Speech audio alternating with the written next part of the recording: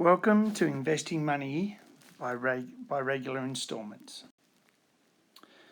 When finding the future value of an investment scheme, the first thing to do is to set up individual instalments using the compound interest formula. That's for each individual instalment. And then secondly, we'll add up all these amounts using the sum of a geometric progression. So here's our example. So Charlie has a superannuation fund where she's going to invest $500 every month for 8 years at 7.2% compounded monthly. So that compounded monthly and the investment every month are important things to keep in mind. What will be the final value of her investment?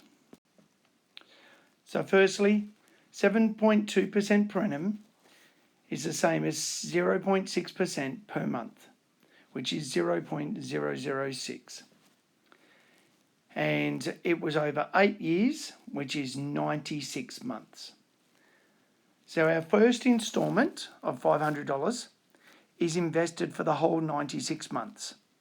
So the compound interest formula is 500 lots of 1.006 to the power of 96. The second instalment is invested for 95 months. So we get 500 lots of 1.006 to the 95. We could keep this going, but let's have a look at the last two. So the 95th instalment is invested for 2 months. So 500 lots of 1.006 to the power of 2. And the 96th and final instalment is invested for 1 month. So 500 lots of 1.006 to the power of 1.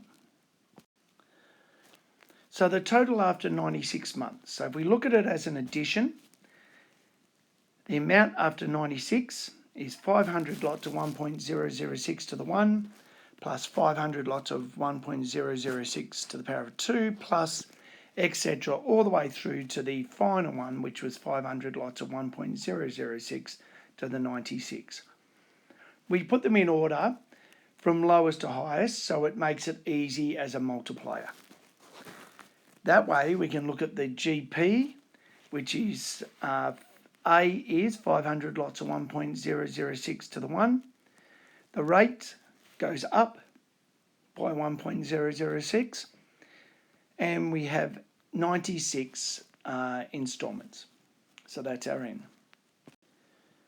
Putting all that into our sum of a GP formula, where the A was 500 lots of 1.006, R was 1.006, and N is 96.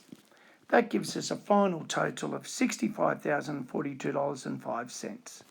Thank you.